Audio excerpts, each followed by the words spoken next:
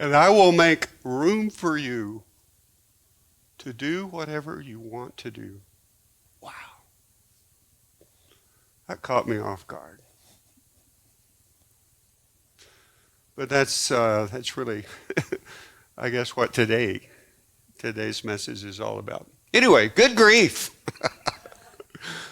Muddling through the messy middle. That's my assignment. We're going to do a sermon series called Good Grief. And when I think of good grief, I think of Charlie Brown. You bet. I think Charlie would agree that this world is filled with pain and loss. Imagine Charlie Brown, hopes so often dashed, disappointments repeated. He'd go out to the baseball mound with his team, and the defeats just kept coming, There was those longings that always seemed out of reach. Scared to go and introduce himself to the little red-haired girl. Never could quite, get there. Kites always ending up in the trees. Diane has we do Charlie Brown calendars, Snoopy calendars every year, and she brought out one from last year where Charlie Brown has a new kite. And he's looking up at the tree and he says, "You're not going to get this one." Well, guess what? Yeah, the tree got that one. Friends that betray your trust. Lucy, the football. You keep hoping. And you think, maybe this time they won't betray me. And you find yourself flat on your back, staring up at the sky yet again. I think Charlie Brown would agree that, there's pain and loss. He's no stranger to things to grieve, and as are all of us if we've lived very long on this earth. I was thinking about this in regard to young people to the back, and I thought, I'm sure you've already experienced your, grief and loss and pain. If you're a teenager, you live with that every day. And it's tough for me at 68, almost 69 years old to say, cheer up, it's only going to get worse. Because life is filled with this thing called pain. But let me say from 68 plus almost 69 years, that life is still good. Life is still good. And I've learned not I don't welcome pain ever. But I've learned that when it shows up, that I can embrace pain if I embrace someone else with it. And that's embrace my wife, embrace a friend, embrace another person. There's something about embracing pain with someone else that kind of makes it a little more bearable. But I found that the greatest person to embrace it with is Jesus. So anyway, Scotty reminded us last week that it's important for us as human beings to own our losses, our pain, our grief.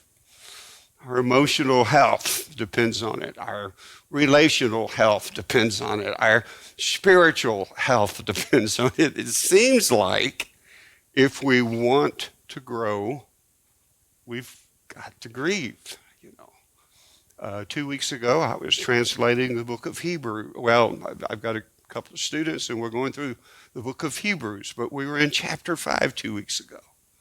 We had that passage in chapter 5, verse 8, where it says that Jesus learned from the things that he suffered. That's even Jesus. And so it's part of life. You might recall, I think Scotty shared this last week. John Eldridge, in his book Wild at Heart, insists that a wound that goes unacknowledged and unwept is a wound that cannot heal. So simply bearing our wounds will never quite be adequate. Now, I don't know that every loss is the same kind of wound, but I am quite suspicious that we're a lot more wounded than we would admit. If anyway, we tend to bury it. But good grief is the process by which we deal with our loss, our pain, and grow beyond it. That's what we're working on here. Grief over a loss, that's kind of a given. When we have loss, we all grieve. The key is, do we grieve in a healthy way, or do we grieve in an unhealthy way? But I mean, we're going to grieve regardless. So we might as well figure out how to do it well. So it's a little more beneficial.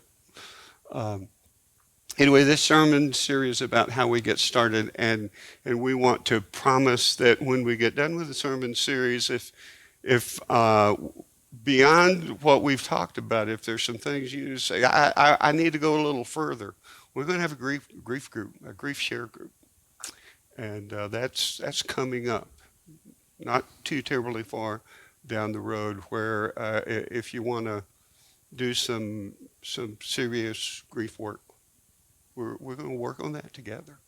So be aware.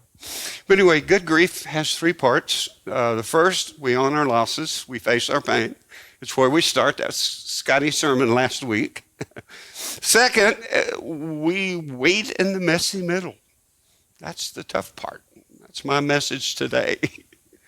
And then finally, we allow God to birth something new.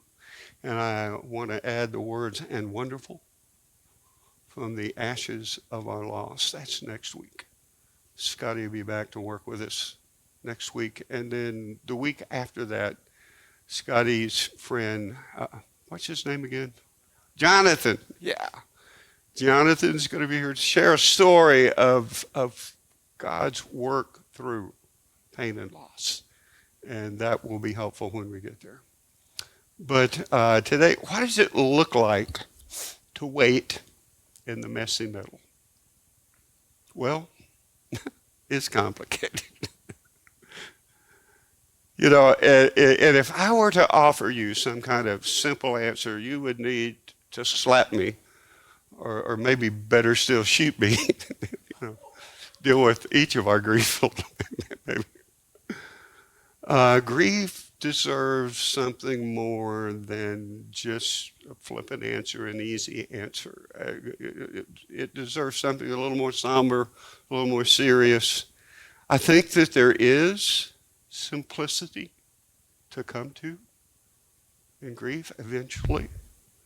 But I think we have to go through a lot of complexity before we get there.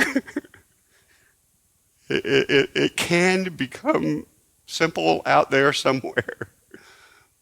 But in the messy middle, it gets really, really complicated. And so, anyway, we want to talk about that. One of the things that I think we long for in our grief is some sense of explanation. It's the painful part. The elephant in the room question seems to be, why? Why did this happen? Why did this happen to me? What have I done? What have I failed to do for this to happen to me? And then, along the way we might get it happened because, and then it's like the stick poking us in the brain. It said, yeah, but why did that happen? And we just deal with that that why question. You know, Job longed for an answer to the why. If you go back and look at Job, Scotty talked about Job last week, but basically Job is experiencing the suffering, and it's like, I just want my day in court with God. I just wish I'd be able to somewhere and let somebody tell me what's going on here so I could defend myself. And he is begging for an answer to the why question. And then his friends show up, and they're sitting with him in silence for 7 days because they're overwhelmed by his grief and sorrow. And that was a good thing. And as long as they kept their mouths shut, they were a comfort to Job. But when they started talking, they started trying to explain Job's pain to Job. And his comforters at that point become Job's tormentors when they try to offer an explanation for which, sometimes there's just not any explanation at the time. The why question, it's the big question, but I had to give up the why question a long time ago. It just wasn't very helpful. May 1982, finishing up seminary in California, and Diane and I are there. Okay, she did the major work, but I was there with her, okay. But Michael Ann Fowler, born with a diaphragmatic hernia.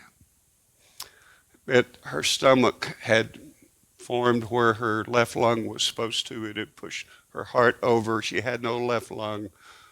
Her right lung was smaller than it needed to be. We got to hold her ever so briefly, and then they whisked her away, did surgery on her to correct all of those things. But she just didn't have enough lung tissue to support her body. And 33 hours later, she was gone. We went home to a cradle that I had crafted with my own hands, bumper pads and mattress cover that Diane had made with her own hands. There was a big wood rocker there that a family in the church had purchased for us, so that we could rock her in the cradle and rock her in that chair. And we went home to stare at an empty cradle and an empty rocker. June 1983, just over a year later, we're back in Saskatchewan. And we're expecting a baby girl, Katie. We love our Katies. And we had prayed about, what do we name this child? And we just sensed God saying, Catherine Joy. Catherine meaning pure joy. Little Katie. Everything had been normal. Diane went in for a regular checkup the day before her due date. And they found no heartbeat.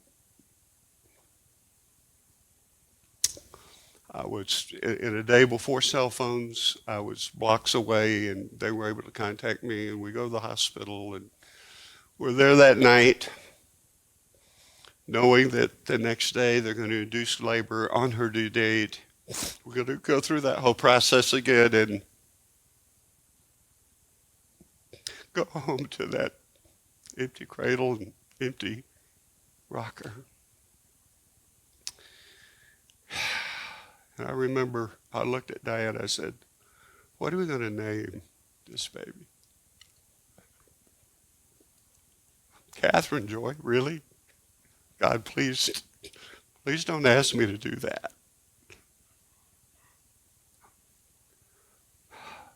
We struggled with that. We felt like, no, that's what we need to do. Anyway, next day she's born, and she's beautiful. What had happened, she had made a loop in a cord and crawled through the loop, and when she had dropped down into the birth canal to be born, the knot had tightened, and it cut her circulation off. So she was born, stillborn. Michael Ann and Katie are buried head to foot in the cemetery in Prince Albert, Saskatchewan, in the Babyland part of the cemetery. Head to foot because, when you buy that first plot, you never stop and think about buying the one next to it. You just don't imagine that.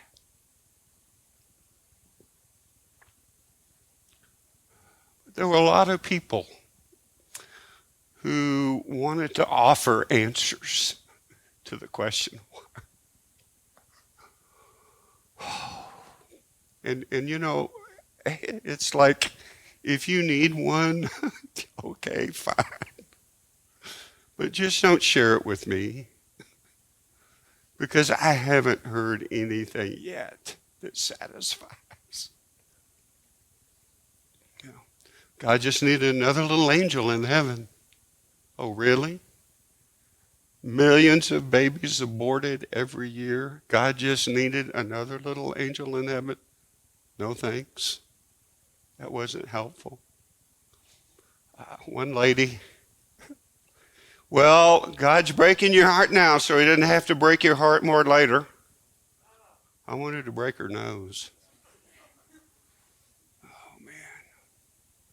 Remember one guy comes up and, he wants to spend time with me. We go out for coffee, and we have the the chit chat, and then what he's there for, and he starts into it, and I said, wait, are you trying to explain this to me? And he says, well, yeah, I guess. And I said, listen, if you need an answer, and you have an answer that satisfies you, that's great. You go for that. But please don't share it with me. Just keep it to yourself.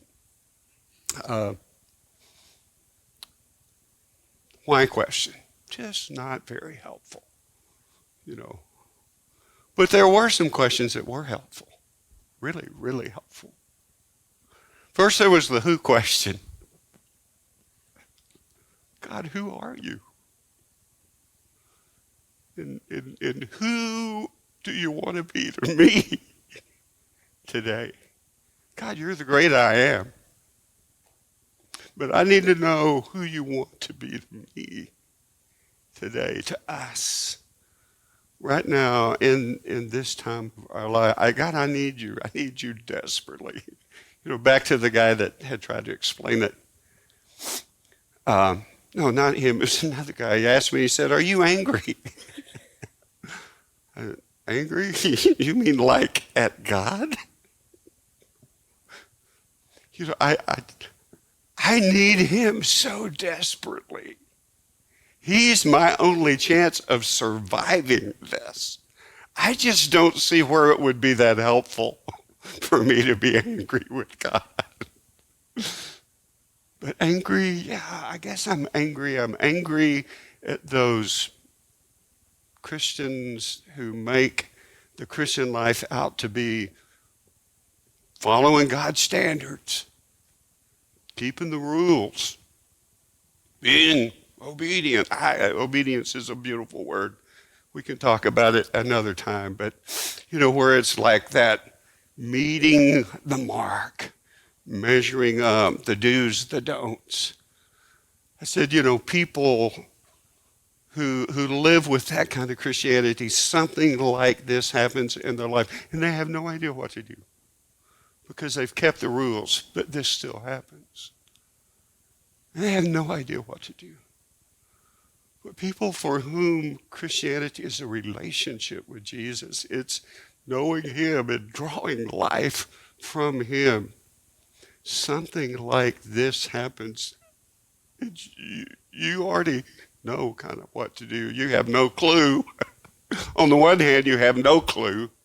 But on the other hand, I need to just send my roots down deeper into him. I need to draw life from him. God, who are you?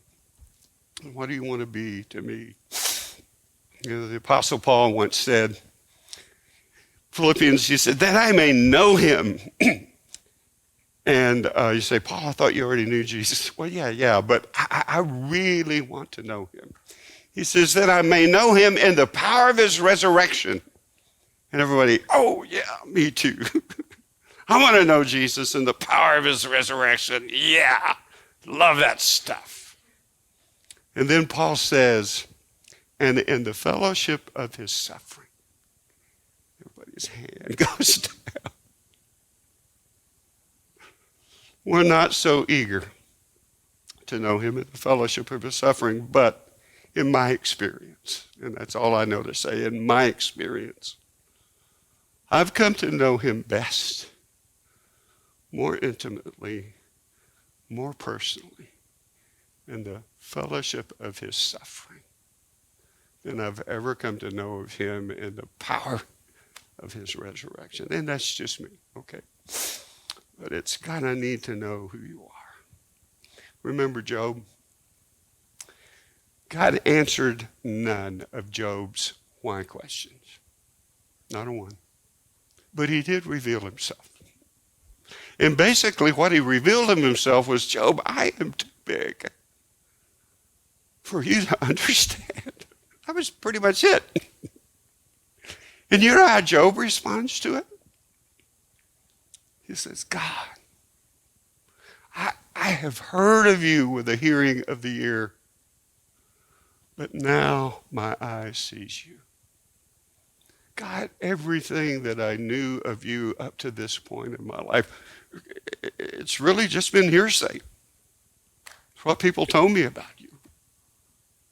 But God, because of what I've been through, I think I know you now more than I've ever known you before. I think I really see who you are. And I have no clue.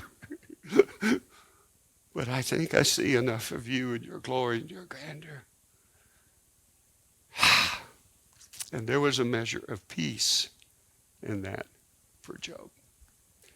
It's the who are you question. Then there's the how question. God, how do we go forward? Diane and I.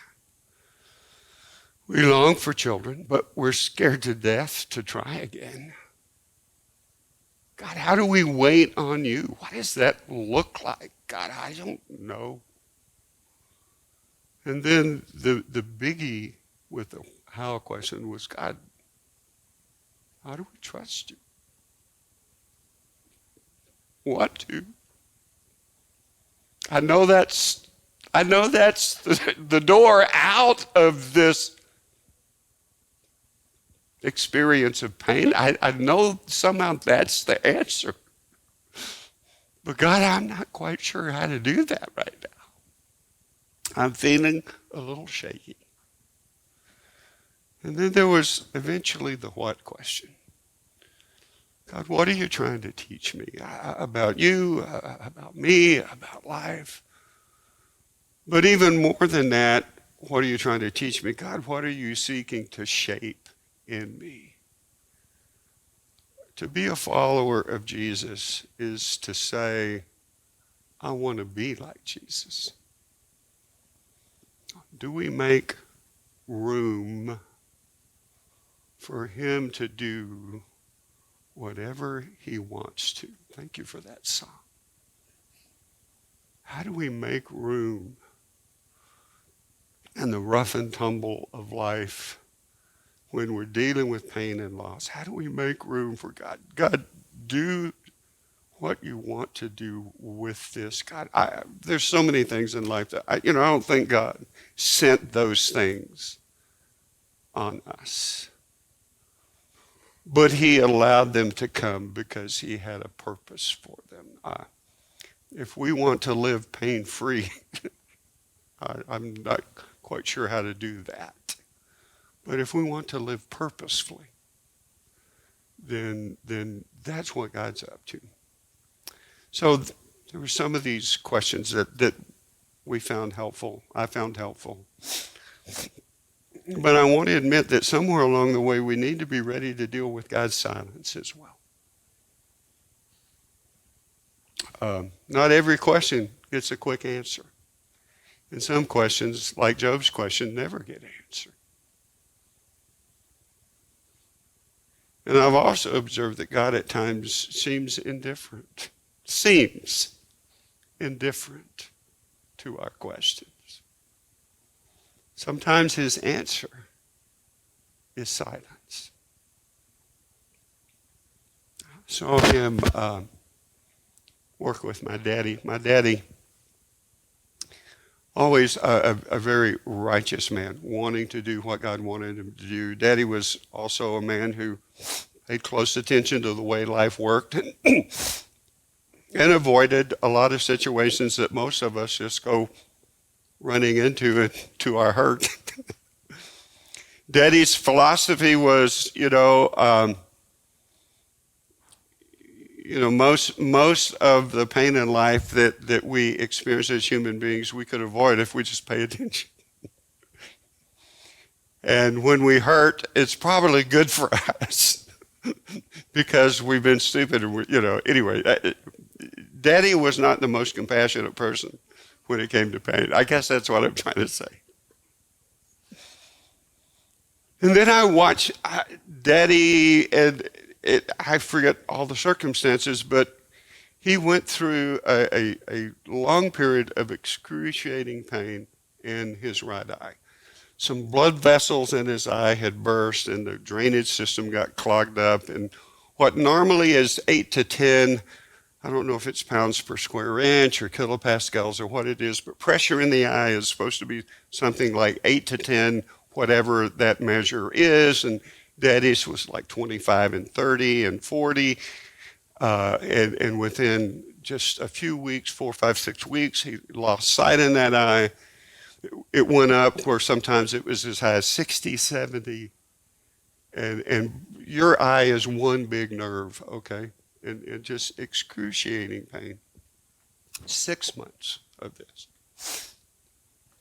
Daddy could talk to God about anything else in his life and feel like God listened and God responded and God would give leadership and direction, but Daddy would talk to God about his eye, and it seemed like heaven was just silent. Like God didn't even notice that Daddy had a problem with his eye. Eventually, they thought they were going to have to take it out, but did some laser surgery and other things, and Daddy was able to keep his eye. Never restored his sight. He was blind in that eye from then on, but he got to keep it at least. It was fun to watch him, pull into the driveway for the garage. He'd roll the window down and he'd line that good eye up. Depth perception, lost it all. But one day my sister and I were visiting with Daddy. He was telling us what he was up to. And I remember Judy burst out and said, "Daddy, you're compassionate." Somehow, in that experience of pain, God was doing something in Daddy. And it changed something in him to where if you're hurting, doesn't matter if it's your own fault or not. Doesn't matter if you're stupid or if it wasn't, you have anything to do with it at all. If you're hurting, you're hurting. And my daddy would show up. If you were from Bloomington, Texas, and in any of the hospitals in Victoria, Texas, you got one visit at least from my daddy. And if you didn't ask him not to come back, he'd be back again. Because his heart would respond to hurting people. It was just beautiful to watch that in my life. But that's kind of next week's sermon, okay? What God births out of the ashes of our pain and suffering. Let's come back to today. But I'm thinking about this thing of silence. Brennan Manning, in his book, Ruthless Trust, has this to say. He says, the scandal of God's silence in the most heartbreaking hours of our journey. And let me just stop there and just say, yeah, that happens. Then he goes on to say, is perceived, and I would say not immediately. Not immediately perceived, but eventually perceived in retrospect as a veiled, tender presence and a passage into pure trust that is not at the mercy of the response that it receives. Ultimately, what do we do while we're waiting in the messy middle of grief? I think it's this. I think we learned to trust our lives to a loving Father. One of my favorite Old Testament scriptures is Isaiah 50, verse 10. Who among you fears the Lord and obeys the voice of his servant? That sounds like a fairly good resume, right? Yeah. I honor God. I try to do what God wants me to do. I'm trying to live my life the way he wants me to. And I put the and yet here because some translations catch the sense of the and yet, some don't. But and yet walks in the dark and has no light. You know, I love Jesus. I'm trying to do what he wants me to do. And yet, here I find myself in this spot. Jesus said, I'm the light of the world. Whoever loves me will not walk in darkness. And then, doggone it, some days we do.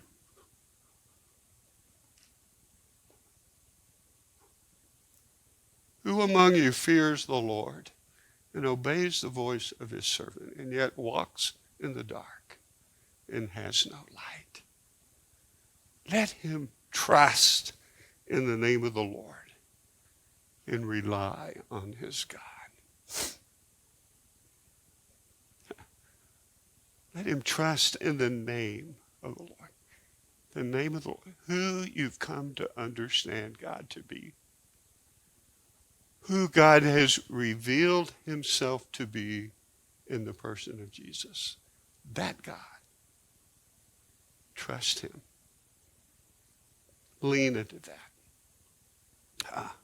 In the messy middle, we learn to trust, or need to, if we're going to survive it. Pardon me. Brennan Manning says it like this.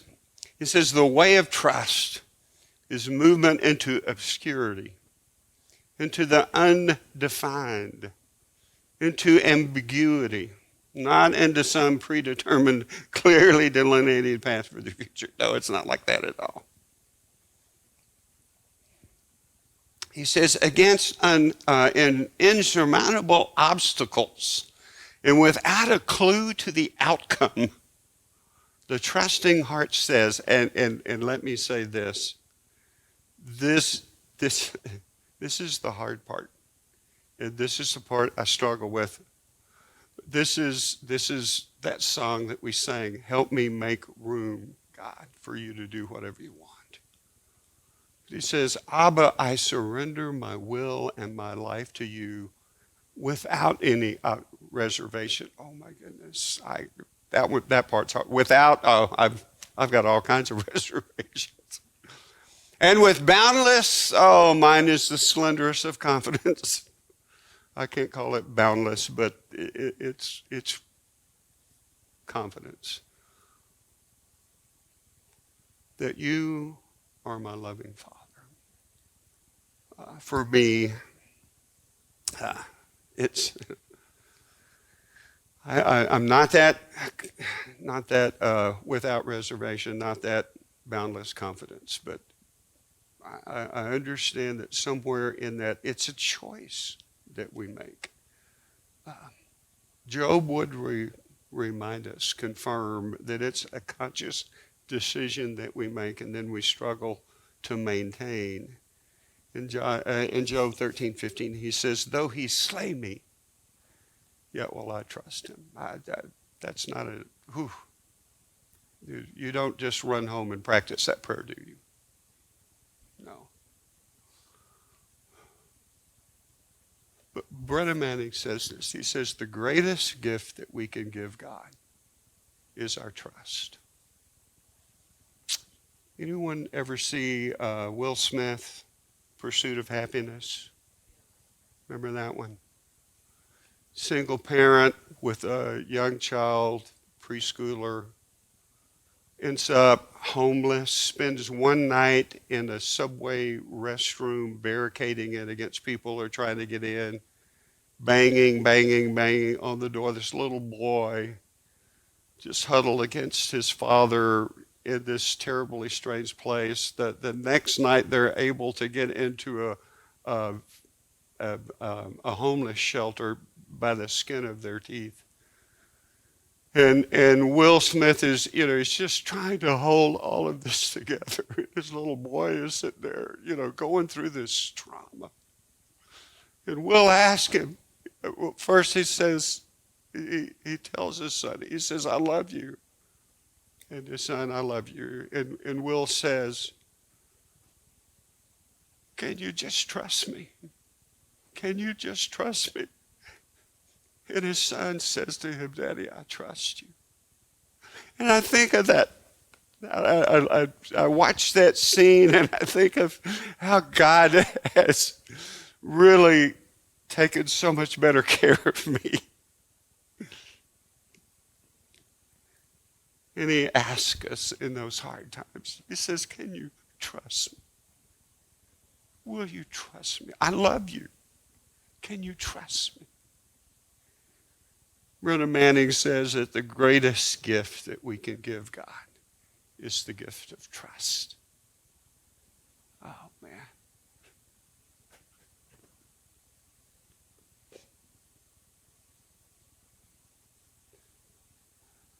Trust is what we give back to God.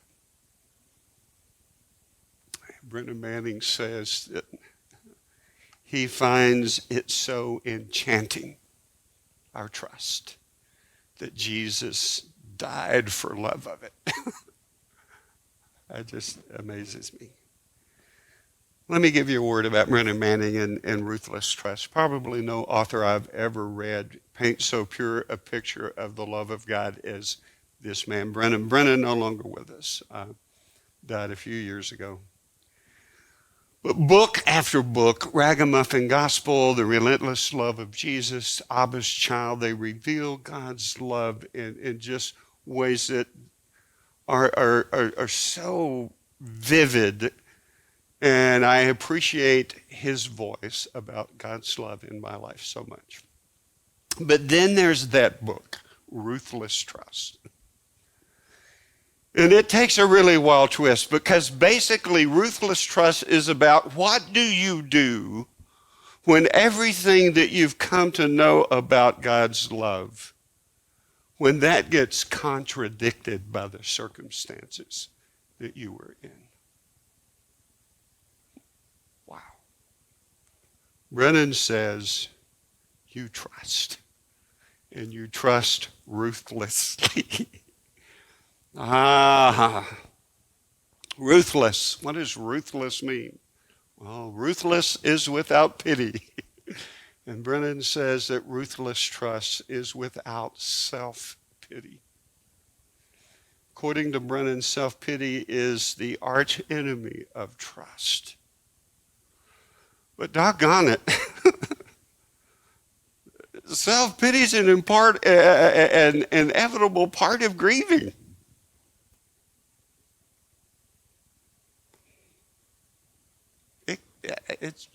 That's just it, So what do I do? Self-pity is the arch enemy of trust, and yet it's inevitable. There comes that point when self-pity becomes malignant, and it starts multiplying itself and sucking whatever remaining life we have left in us. And according to Brennan, we simply ask God for grace to set a time limit on that self-pity. There's been times in my life I stewed in pity overnight. And I think of other times in my life where it was more like 2 weeks.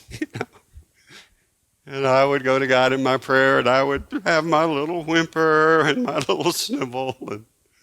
God listened to it patiently, and after about 2 weeks, one time he said, Fowler, it's time for you to quit your sniveling and trust me. There have been times where that was something more like 2 years.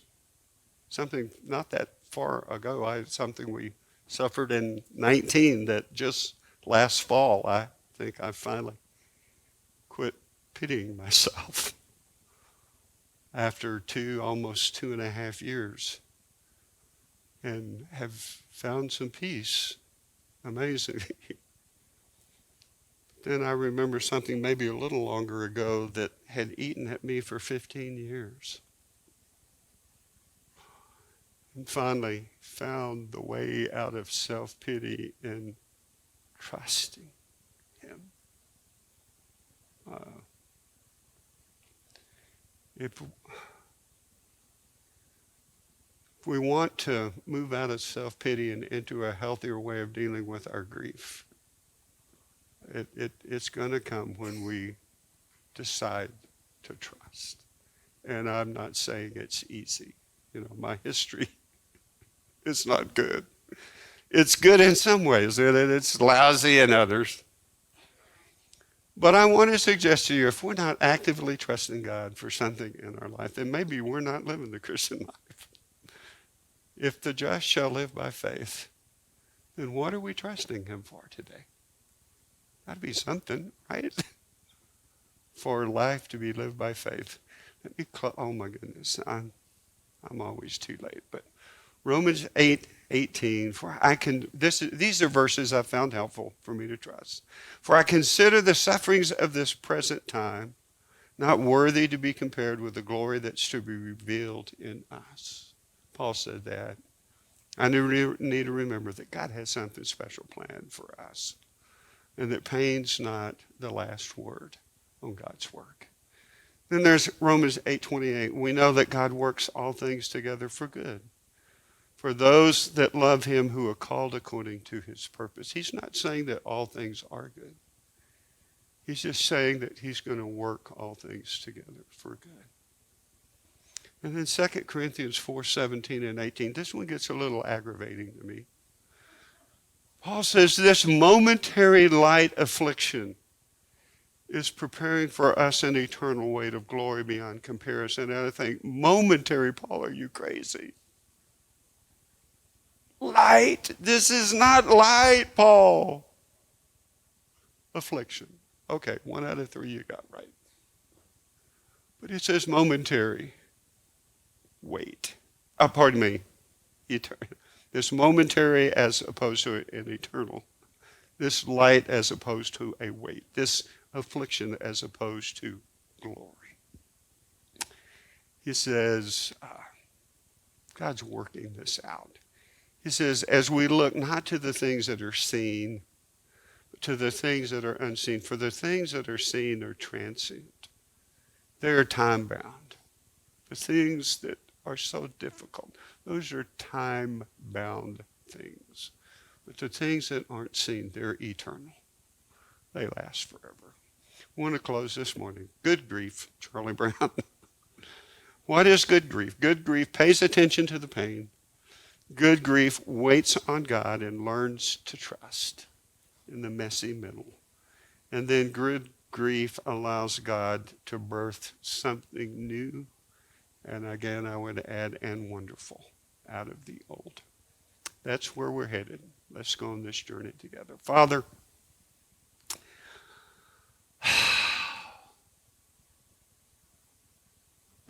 help us to trust you.